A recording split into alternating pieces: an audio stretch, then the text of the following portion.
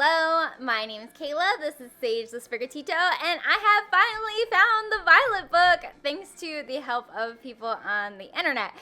So yeah, we're going to be reading this. I moved my camera down to over here, which might be the opposite direction for you guys. Anyway, I'm over in this area. Hi. And we're going to be reading the Violet book because I think it's going to be easier to actually see the words on the screen with me in this tiny little corner over here. Yes, okay, much easier to see. Okay, so here we go. The Great Crater of Paldea. Oh, cool. So we have 3 different people that we can see.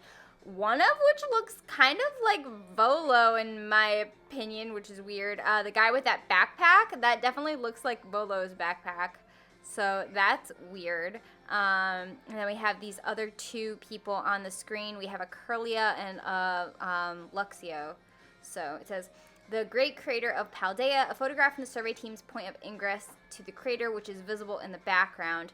Luck favored us with fine weather, making for a smooth outside, but clouds obscure the crater's distant depths where the treasure of legend is said to lie. Now onward and downward. Interesting. Okay, so that's the first. The adventure into Area 0.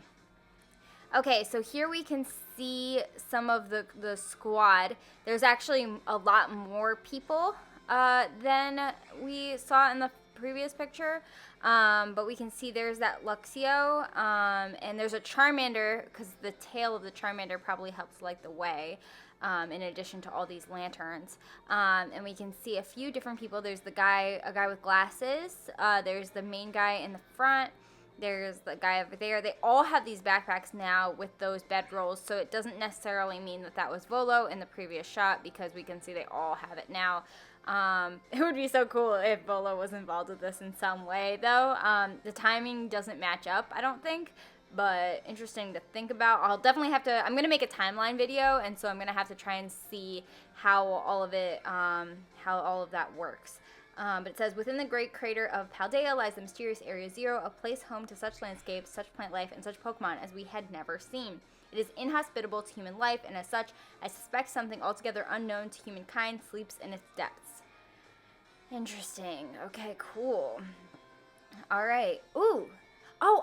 So that's the symbol from the box art that's also in the location, and, you know, I hope this isn't a spoiler to you guys. If you're watching this, it's a post-game thing, so, like, but this is where if you look for the symbol on the ground, you can find the version exclusive legendaries for each of the games. So legendaries? I don't know. I think they're considered legendaries.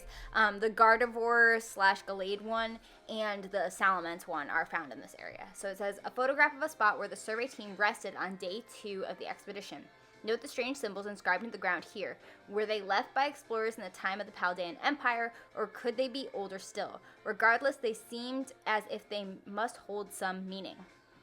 So I'm going to make a video explaining the different symbols and what they likely mean, but because this symbol tends to tie into multiplayer and we have version exclusive legendaries in this location, I think that it's trying to show the connection between different universes.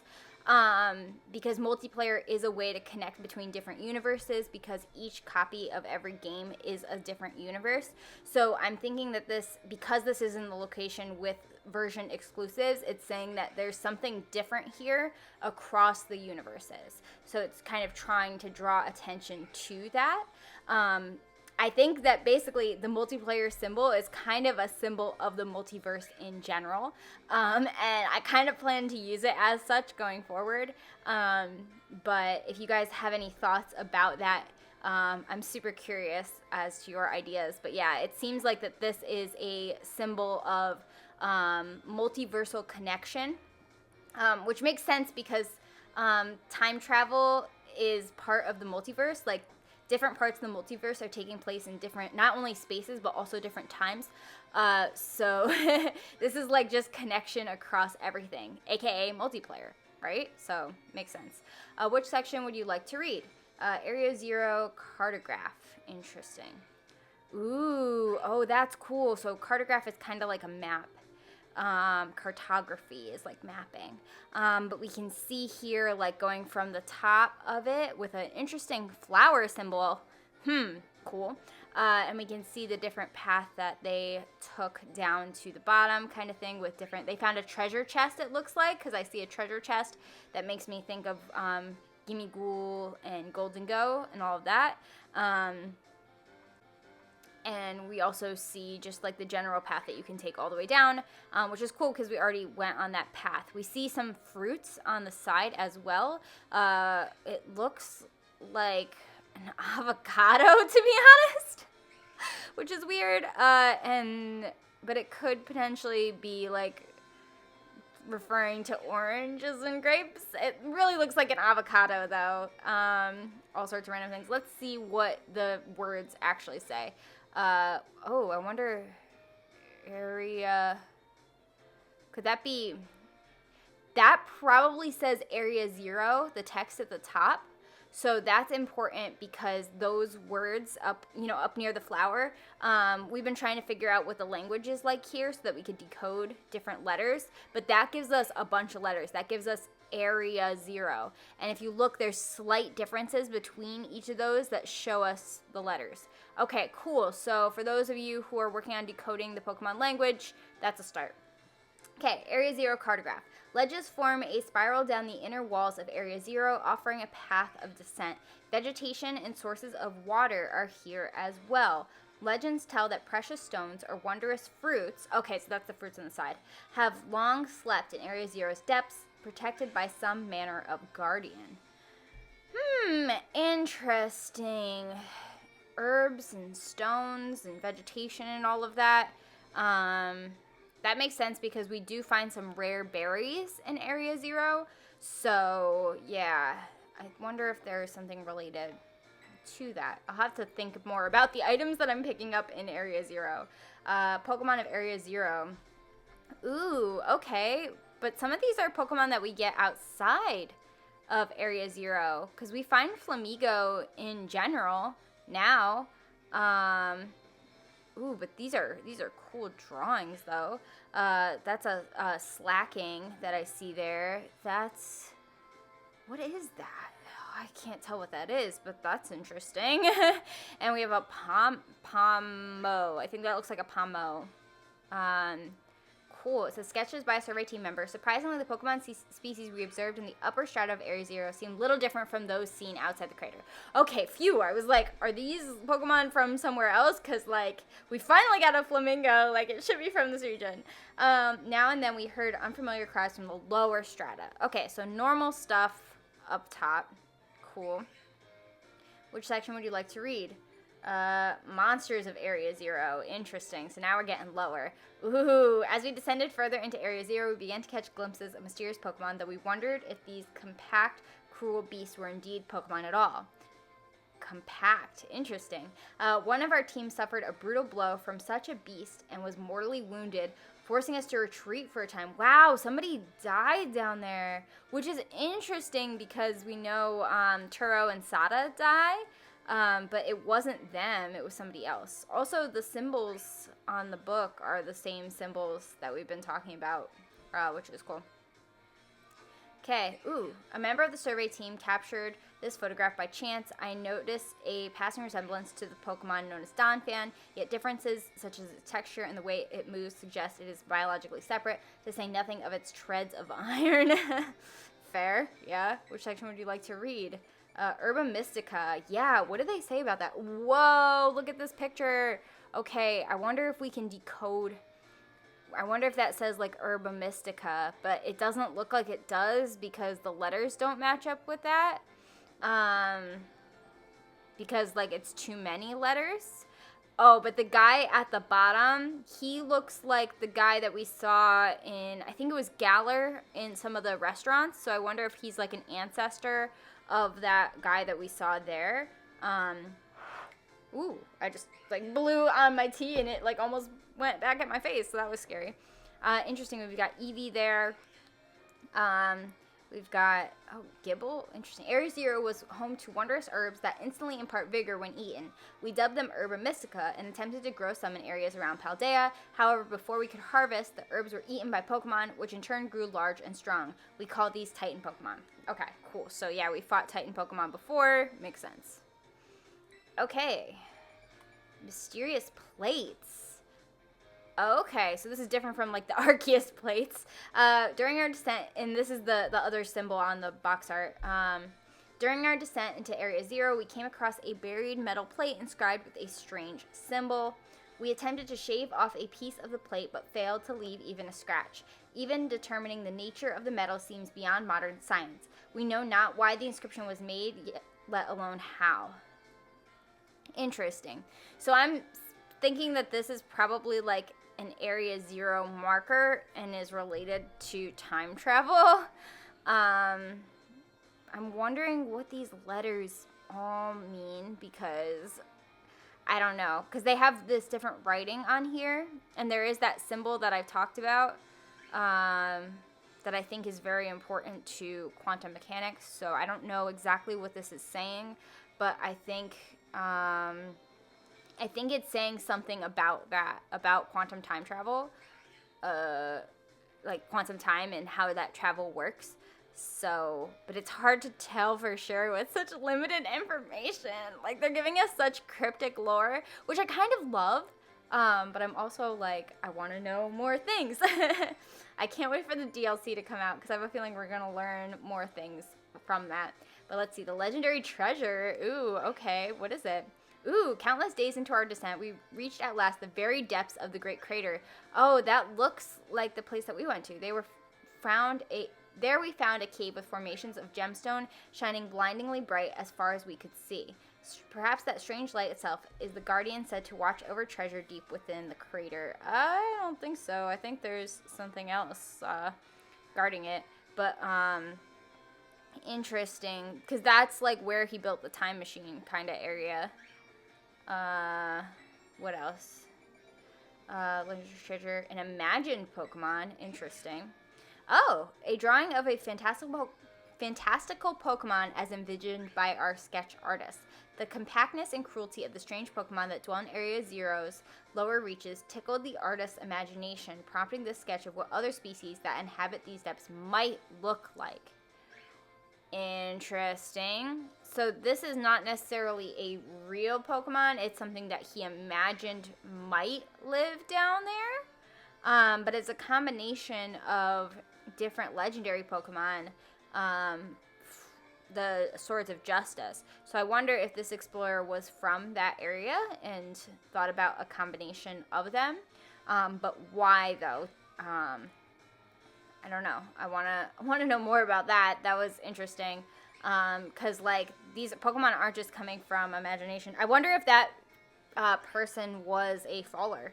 That could be possible, and that would explain, because if they came from another universe, they might have a vague memory of, let me click on this again, they might have a vague memory of a Pokemon that they have seen, and so it's possible that this is from an alternate version of reality where those Pokemon were combined into one. And because of the way time travel works in Pokemon and the way time machines work in general, it's entirely possible that it's pulling not just from time, but also from space, and it might potentially pull in multiversal monsters. So there's a potential we've got a faller from Kalos involved in this. Yeah. Right? Because are Swords of Justice Kalos? I think they are, right? Yeah. So might be a faller from Kalos involved with this expedition. Super interesting. Okay, our generous sponsor. What? Oh, okay.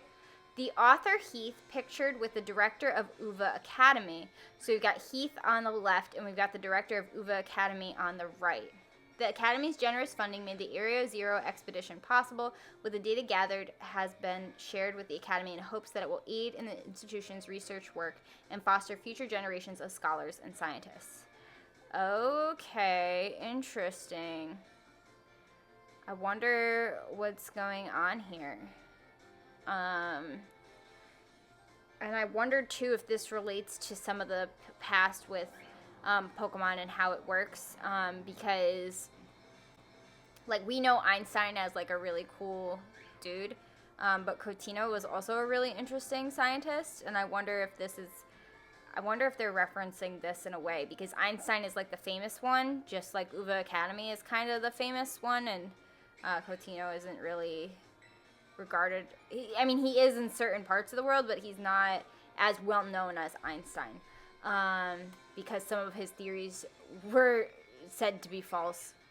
I mean, there's so much with science that's really complicated, but really interesting about the author. Okay, so we got Heath, and he has a cyclozar, which is fascinating because of Miraidon and Chiaridon. Miraidon and Coridon. Heath, author of the Violet book, shown here with his partner Cyclozar. A natural historian as well as a writer, he was chosen for the Area Zero expedition and penned this account upon returning from the great crater of Paldea. Cyclozar aided the expedition as well by bearing the team's luggage and equipment. Interesting. I wonder if he ended up in a different place. Like, what happened to him? I would like to know. A disc. I'm going to assume this is disc Pokemon. A disc Pokemon. Whoa. So I have seen this online, but I kind of... So we need to decode the Pokemon language, basically, because we might be able to figure out what that word is at the top. It's 1, 2, 3, 4, 5, 6 letters long, and we might be able to decode it if we look at Pokemon language. So that's something that I'm kind of, like, working on, but it's really hard. So if anybody knows any particular letters or anything like that, like, very, very helpful to find out about. Like, we have seen that letter at the end in Area Zero. That was... What was it? Was that an A? So the last letter might be an A, but we're going to have to figure out the rest. Yeah. Okay, cool. It says, a disc Pokemon. While separated from the research team in the crater's depths, I found a strange entity. Whether it was a Pokemon or even alive at all, I know not. It bore a skull? It bore, because we can have more than one letter in there. It bore a shell. A shell. With layers of overlapping hexagons, and gleams brighter still than gemstone. Viewed as a whole, it resembled a mysterious, brilliant disc. Okay. Interesting. That looks like kind of like the disc that is the Pokeball in the Academy. So I'm wondering if it's somehow related to that. The crown on it is interesting. We've got like a little crown there. We've got... some sort of dragon-y monster with waves and a ship. I know the anime showed like a ship sailing as part of like Ash's like last part of the thing, so there could be something here. There's also like stars and planets and all sorts of things going on. So I'm gonna have to decode that Pokemon language at the top before I fully figure out what this is. I'm gonna try to do that for sure. But this is probably related to the third legendary. It's probably within that, that sphere. But I don't know what that means for everything else. It might be a different version of Cyclozar because we've got past, we've got future, and some people are saying present, but realistically, there are so many alternate universes that it could be past, future, and just different. It could be something that has traveled through different times and had to adapt in different ways. Like there's so much potential in terms of what this thing could be. But I have a feeling it's probably not going to be happy being trapped in a sphere. So it might be angry when we meet it, which we'll have to keep in mind. But yeah, so that's the entire book. I'm going to save, even though I don't think that really does anything. And then we're going to go take the next classes, which seems like a little kind of more relaxed thing to do. But if you know these classes, they are not relaxed at all. So the math final I still haven't done because I can't. It's so hard. I feel like with what we just learned, we can revisit classes. That's interesting. Maybe I need to revisit math classes so I don't fail. I think we're going to do languages and art today, because I think languages might relate to the stuff we just learned potentially, because we want to figure out the languages of this region, because specifically the writing, right? Because like, look, that is writing right there on the screen, and we need to figure out what it means so that we can decode the rest of the game. Because there's so much writing. Like, look at how much writing is in this game. And all of those are going to stand for something. Like, we know that because of Area Zero. We've got, like, different stuff. Je m'appelle Salvatore. Okay, he's got an Alolan Raichu pin. He's got Pokeball thing on him. Those sunglasses also remind me a lot of Alola. And then we've got the Temple of the Sun and the Moon on the screen, which is from Alola. Interesting that they're calling that out specifically because of things I've said about the Temple of the Sun and the Moon in the past. I don't know if I've actually said it or just thought it actually. Maybe I should make a video about the Temple of the Sun and the Moon because there's a lot of lore with that that's really important related to time travel and the multiverse in general. So and there's a volcano too, so very much Alola based. I'm so Heru are happy for this chance to re-experience my younger days with you all. Do you know what Salvatore means? It means savior. So just imagine I'm here to save you from spooky new languages. Okay, that's right. My class will teach you about various languages from different regions. Oh, so hello or greeting, bonjour or salut. I've heard there's even a popular streamer out there who smashes several languages. Yeah, that's Iono. The texture on his hair is very interesting. Hello, hola, ciao, and bonjour. There are so many regions out there in our world, and each can have their own unique languages. Oh yeah, there's a lot of different things there. So we got gracias, which is Spanish, merci, which is French, xie, which is Chinese, I believe, arigato, which is Japanese, and danke, which is Swedish, I think. I don't know that one. Oh, German, probably German. I'm German, so I should probably know that. Like, I don't live in Germany, but, like, my family's from there originally. But anyway, that's America for you, not being super cultured. Woo! These all have the same meaning. Can you guess what it is? Those mean thank you. Yeah, I know that. And speaking up is important in language learning, too. Yep, they all mean thank you. Cool. Their lengths and sounds are all different. Yep. And now, a pros of nothing, let me give you all of my wise words of advice. When you travel abroad, you try to speak the local language. Okay. Yeah, because the more you, the more you speak of the local language as you try to learn, the easier it is to, like, learn that language. So, like, even if you're going to mess up at a language, it's, better for you to practice with that language and do your best and kind of muddle through it than to just be like, nah, I can't do this. Yeah, like for example, like I know a little bit of Spanish and I try to like speak Spanish when I'm able to and when I'm in situations where it kind of calls for it so that I can get more practice because like with languages, it's literally like the more you speak it, the better you are with it. So like I'm constantly trying to improve my different language skills. I know a little bit of Japanese too, but not like a ton. It's definitely something that I'm trying to get better. Yes, sir. Oi. Yeah, I gotta practice, right? I believe I taught you all how to say thank you in other languages. Yep. In le cours du jour, that's looks like French. I don't speak French at all. Okay, I can say omelette du fromage for those of you who are like watch Dexter's Lab. You understand. What word do you ask? Well, you'll have to ask. Delici, hauchi, bueno. Can anyone tell me what these words mean? Delicious, but also like that means kind of like good. Bueno. Interesting. That's so fascinating that they're just like kind of using languages, but like also a little bit different. So I wonder. It's interesting because like, yeah, these are in different languages, but they're also slightly changed because they're the Pokemon. Just tips used with your classmates. Okay. Okay, cool. Matane. Oh, that's Japanese, I believe, right? Matane, isn't it?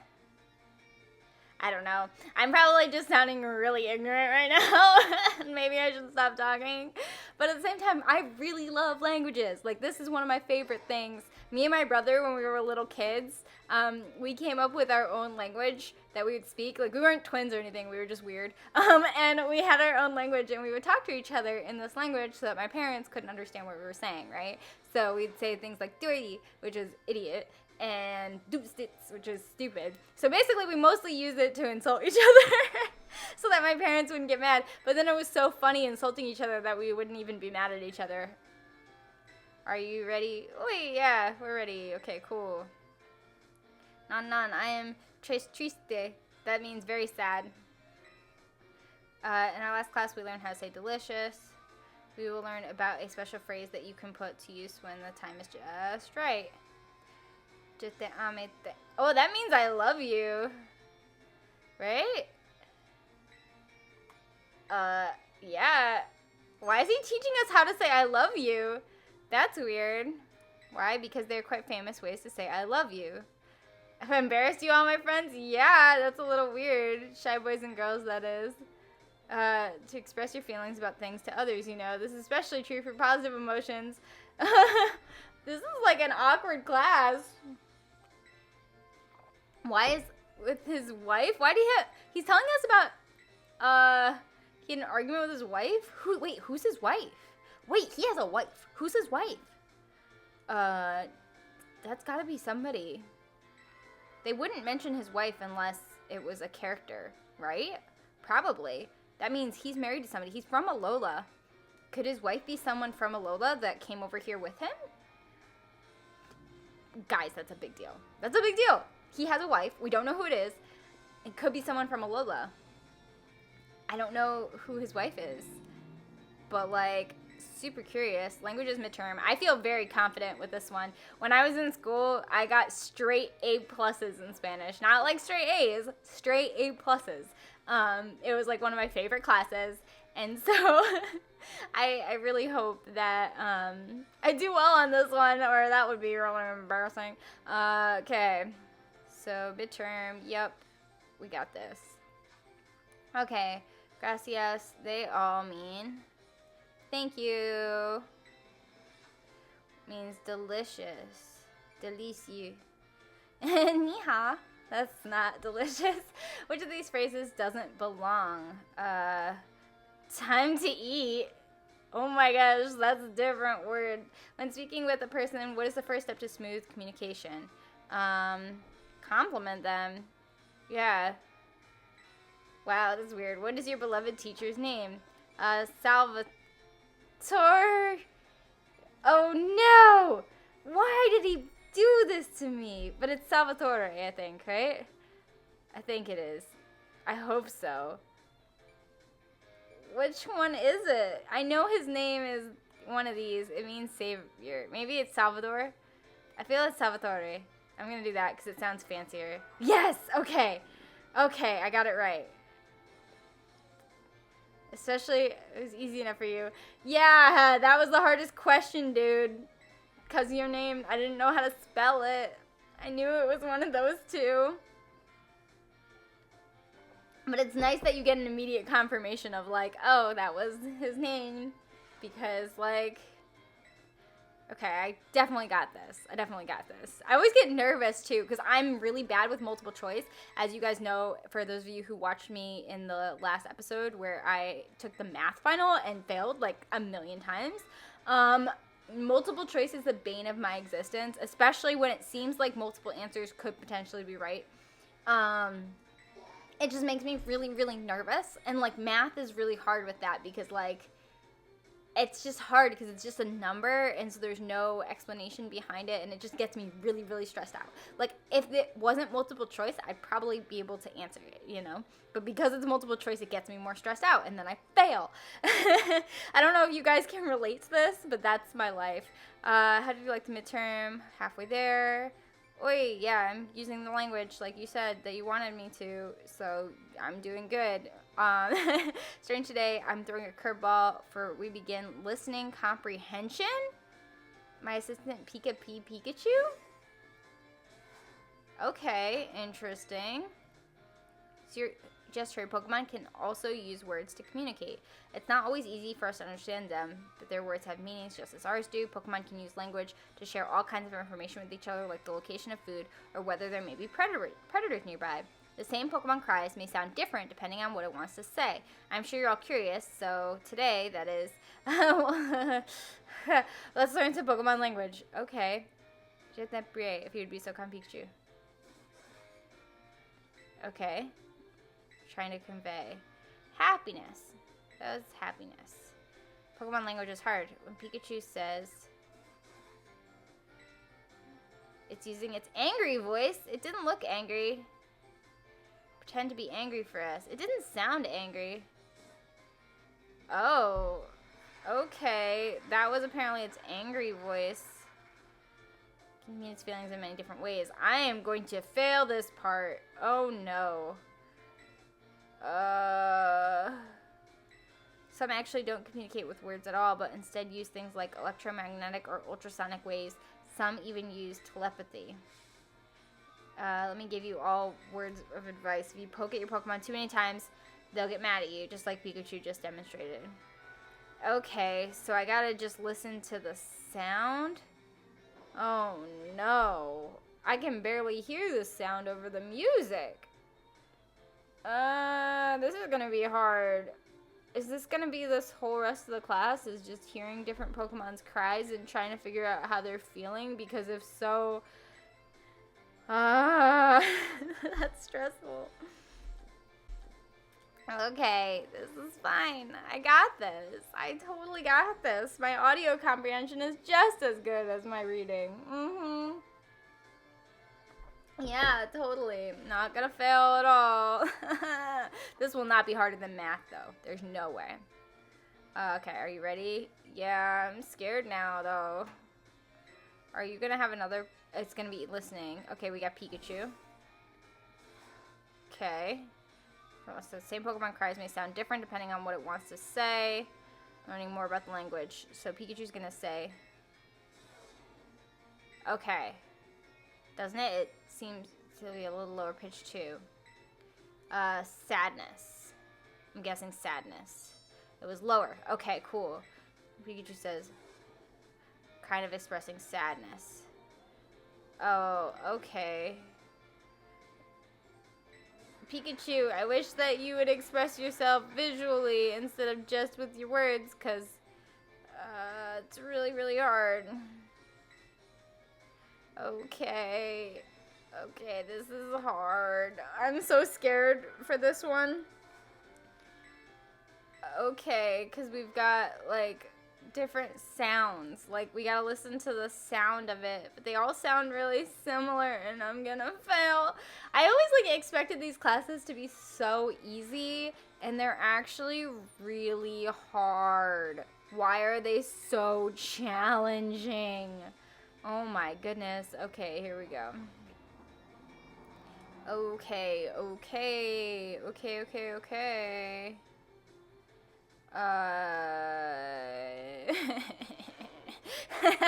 Alright, what's this one? How are you all today? Nervous, because you made the class get way harder.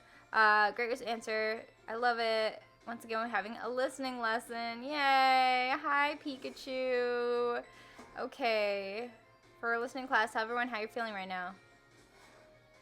Okay, that sounded happy. Okay, so that was happiness. Yeah, okay. That's happiness. Okay. Oh no, I simply asked you to show you all how it felt about getting to have class with you. Okay. This is gonna be really tough, isn't it? Maybe one last word of advice. You matter sad, even more than you would like. Everyone has its up and down. Life is a veritable roller coaster. But at the end, there is surely happiness waiting for you. Keep a smile on your face, even the hardest of times. Okay. Hopefully, I don't fail. I was all like, I'm so good at languages. I'm not worried about this class at all. And then it's like, so, Pikachu's gonna talk to you now. And I'm like, what? Okay, sure. Yeah, I can totally understand everything that Pikachu says. Yep. Okay, let's see how this goes.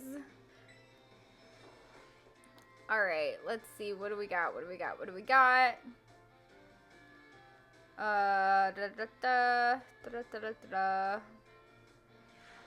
Okay. Alright, final exam. We're gonna begin. Okay, which of these words means delicious? Delicieux. What do these two foreign phrases mean? They mean I love you. Okay. That one was the anger one, I think. Wait, I can click say it again. Yeah. That was anger. Okay. That, I'm gonna have it say it again. That was sadness. That was sadness. What is your okay. Got that one. Oh, okay. Okay. I hope I did okay on that, because the two ones where you have to listen to Pikachu are really hard. Like, really, really hard. Okay. Did I pass? Did I do okay? 4 out of 5. Okay. I'm just gonna take it. Alright, I'm just gonna take it. It's not perfect, but like, the listening part of that, I don't know. I don't know. But I got most of it. Okay. Alright, so next we're gonna take art because, ooh, with Mr. Hassel. Okay. We're gonna take art because there were drawings in that book as well, and I wanna know more about that. So maybe he will give me more information. Alright, let's see what he says. Whoa! Whoa, whoa, whoa, slow down, I want to see all the things. Oh, this is so cool. There's like some older students in this class. Hi, Hassel. For one moment. Imagine that many of you will forget all the things you learned in this class once you graduate. You don't need even a basic understanding of artwork, much less a refined appreciation of beauty for most exams or jobs. So is my class a waste of time for you then? Oh, look at the apples on a table there. That's interesting. I heard somebody like had a theory related to apples, which is interesting because we got oranges and grapes, and then some people were saying apple. I think not. At least I certainly hope it isn't. Think for a moment, all of you, what is beauty anyway? What makes something beautiful? The eye of the beholder.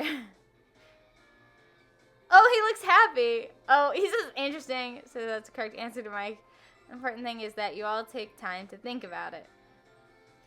Think about what you might find beautiful in a flower blooming on the side of the road, for example.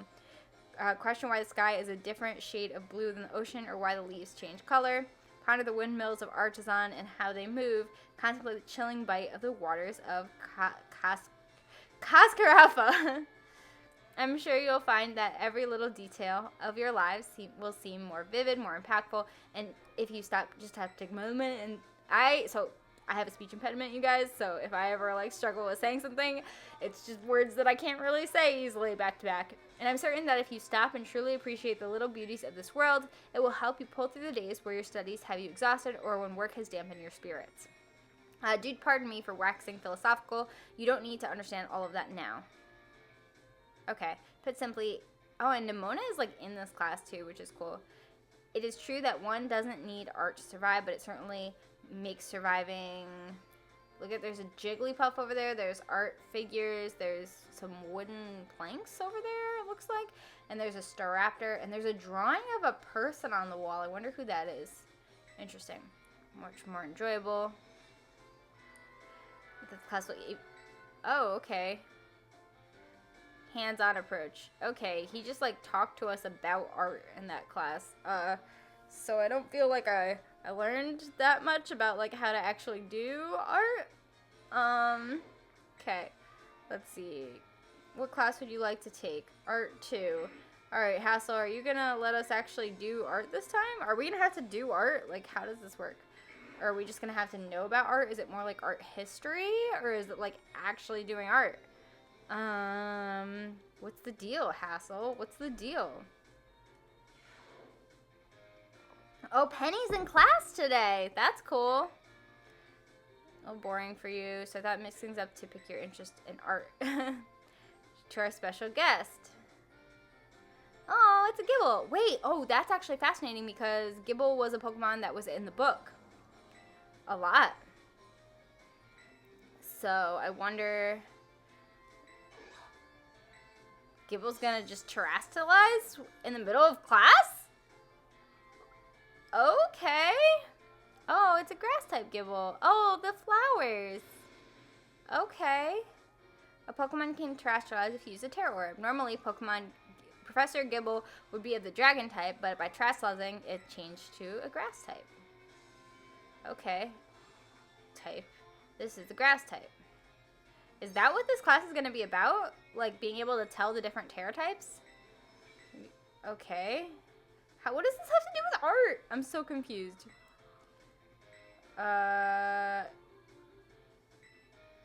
Okay. I don't understand how this is an art class. We have literally done no form of art or observed any actual real art. Unless they're considering terrestrializing like a form of art, I guess? Maybe? Okay, we're gonna take another art class though. Mr. Hassel is an interesting dude. Yeah.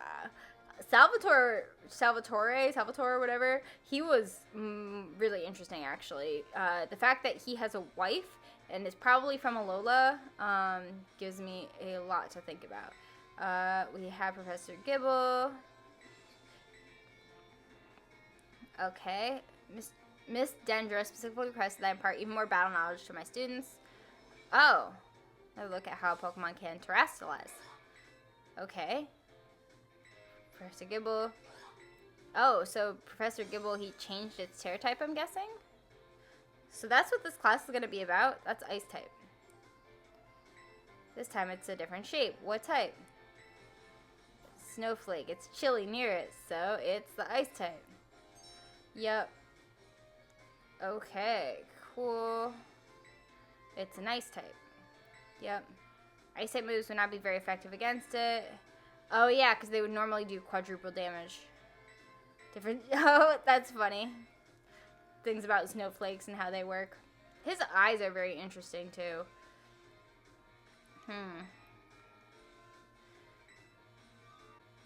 But Mr. Jock's glasses are also hexagonal. You can change Pokemon's Tera type at the Treasure Eatery in Medali, which we know. Just say their cook there is a little prickly. You'll need to get on her good side if you want her help. Arvin's here in this class this time. This is interesting. Different people come into class at different times. Whew. Alright, let's see.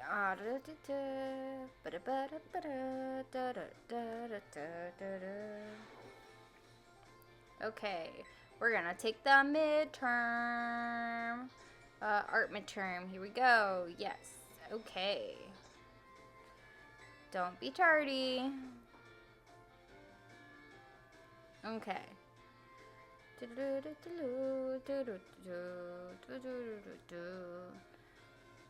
Alright, what's it gonna be? Focus and do your best. I'm not too worried, because this should be pretty easy. What is the name of the gemstone that glows over Pokemon head? Tera Jewel. Right? Tera Jewel? Tera Stone? I think it's Tera Jewel, right? Because Tera Rock doesn't look right. Tera Stone? Yeah, Tera Jewel, right? It's gotta be Tera Jewel. What is the answer to question 1 in the shape of flowers? Oh. What does it represent? The grass type. Flowers. Snowflakes is a hexagon. Yeah. Right? Yes. Where is the eatery that allows you to change a Tera type? Medali. What makes something beautiful? There's no correct answer. Okay. Okay. I hope I did good. Hi, Nemona. Look at the way Nemona's sitting. She's just like very serious. Okay.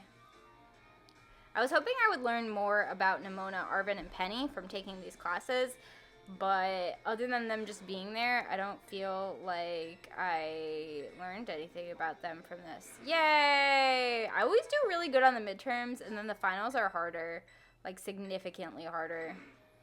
Hey Gengar, what's up? We're gonna take Art 4. Yeah, let's see. Okay, here we go. The music is very catchy. Look at these grapes though, they're so cool. It makes me hungry. I definitely need to have lunch. Hello class, it's I, Hassel yet again. Okay, please say everybody did well in midterms, yay. Special guest visiting us today. Then, what? What? What is Brassius doing in art? Oh, because he's an artist.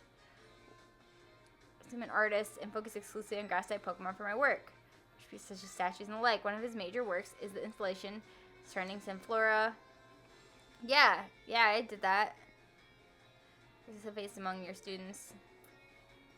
I hope you all understand how fortunate you are to be able to attend his class. Old Haas is the man who saved me when I had lost all hope and given up on myself. Wait, look at the way he's looking at him. Are these guys like... say that he is my mentor in life? Oh, or is he his mentor? But they look like they're about the same age. Interesting. And he calls him Haas. So they're like, oh, dear Brassy. Interesting, Haas and Brass. But today I hope you will guide this class in a way only you can. Okay, wait, are these guys, look at them looking at each other. Is this a thing? Are these guys like a thing? Mood was when I crafted its detached, when I detached a sad mood? I don't know, a happy mood? Oh, surrendered all hope. I was prepared to give up everything. That seems like sad. Give up my life as an artist that piece did not receive. The name surrendering Synflora. That's exactly it. I experienced many hardships. Ooh, he became deathly ill? A slump that drove me into desperation. I began worrying only about what would sell. Oh, wow. Also, his hairline is crazy. Had no depth. They were all shallow trash. It was then that I met Haas. Aww. I'll spare you the details. Oh, but I want to know the details, Brassy. In the end, I was able to leave all that behind. And that is after, also when I crafted the Synflora. Aww. I think it's hard to tell someone, especially when they are so close to you. Oh, wow. I think that they might be a thing. I think that they might be a couple. And I love that. That is. Okay, that is all for me. Okay, Brassius, I must admit I'm beginning to feel a bit embarrassed, so I bid you farewell, Haas, and farewell to your pupils as well. Oh yeah, they're totally a thing. He's so emotional. Oh, he's just crying. Okay. Haas is not the best teacher ever, but he's also kind of the best teacher ever. Like, he's, like, really just, like, he's not that great at, like, actually teaching. And he doesn't really, like, seem to know what he's doing. But he also is just, like, really funny, and so I don't hate him. And he's also totally with Brassius. Like, I think that they are a couple. I'm pretty sure. They're at least, like, very, very close. Well, he's apologizing. We could not contain my emotions. Oh, he's so, like, it's so funny because when everyone saw him at first, I think we all, shift gears. 10 sites of Paldea. Yeah. There are 10 sites of Paldea that are considered particularly beautiful. Yep. Grand Olive Orchard is likely the most accessible. Yep. Field of olive trees from this hill on the way. Okay. 2 waterfalls, Fury Falls and Casaroya Falls. There's also the peak of Glaciato Mountain, known as Paldea's highest peak. Yep. There's another cliff on Glaciato Mountain that's named after its rather unique shape. Yep. Ask my students. What is the name of the three-pronged cliff on Glaciato Mountain? Glaciato's reach? I don't know. Would stretch out farther though. Glaciato's grasp. I guess that makes sense because it's GG. Okay, so GG, it is the alliteration. There's also the mountains in Area 3 of the East Province where you can get a good look at Levincia. Yeah, I love that spot. That's like one of my favorites. Million Volt Skyline. Yeah, that's like one of my favorite spots in the entire game. I love that city in general. Imagine it's what do these kids say? Fleek selfie spot? Yeah, it is. Faux show. How often do we visit tourist spots only to be disappointed? Keep your hopes in check. I think I visited like almost all of them. This class is so random though. And we haven't done any art. Like we literally have not done anything other than talk about like, this is pretty. Like, okay, all right. That kind of makes me sad a little bit because like, I feel like this class has been less useful than a lot of the other classes. It's been interesting, but it's been less useful. And I guess like some people might say art, but like art is like a useful thing for like your emotions and like actually like getting ideas out in a different way. I kind of wish it was more of an art history class and we got to learn about the different things that were around the region. Oh, okay. Last class. Yep. I feel somewhat unrelated to art. All of them have kind of felt that way, to be fair, Hassel. Except for the one with Brassius. That one actually felt like an art class because like we had an artist here. Two things I want for ribbons and marks. Okay. Both ribbons and marks are special honors that capture a Pokemon's qualities, gives maximum effort, or has a noteworthy experience, and it can be given a ribbon. If you manage to become incredibly close to Pokemon, it may be granted the Best Friends ribbon. There's a person in I can never say that. Best Friends ribbon, yeah. Marks, on the other hand, are mostly found in wild Pokemon when you meet them for the first time. The character of a Pokemon, such as a Rowdy mark or the Vigor mark. It's completely up to luck whether you'll run into a Pokemon with these marks. Yeah, they're really rare. So if you're able to catch a Pokemon with a mark, rejoice at your outstanding fortune. Yeah, because they're really, really rare. Does anyone know what special thing you can do with Pokemon that have ribbons or marks? You can show them... Oh, you can change their title. Right? Yes. I know about that. They can be given titles, and you can display them in battle. People with a Best Friends ribbon... Go, Gibble, the great friend. Oh, that's cute. And while I know I just said that marks are generally found already in Pokemon when you meet them for the first time, it seems that more recently Pokemon can be awarded certain marks based on their efforts. These are marks such as the Gourmand mark, the Item Finder mark, the Partner mark, and so on. Perhaps it might be fun to try to work out how to get each mark using its name as a clue. Oh, that's really cool. So Gourmand, I'm guessing, has to do with eating. The Partner one probably with walking around. And what about the other one, though? I don't know. But let's take the art final.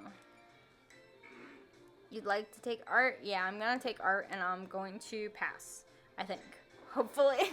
I think math is going to be the only final where I'm just like, I can't pass this. Yay. Yeah, math has been really, really hard. I just can't do it. But anyways, alright, we're going to take the final and begin. Okay, what is the name of the restaurant where you can change a Pokemon's Tera type? The Treasure Eatery. Yep. What is the name of Brassia's signature art? Surrendering Sunflora. How many sites of Paldea are counted among the 10? How many waterfalls? There's 2 waterfalls. Where can you find Million and Levincia? Okay.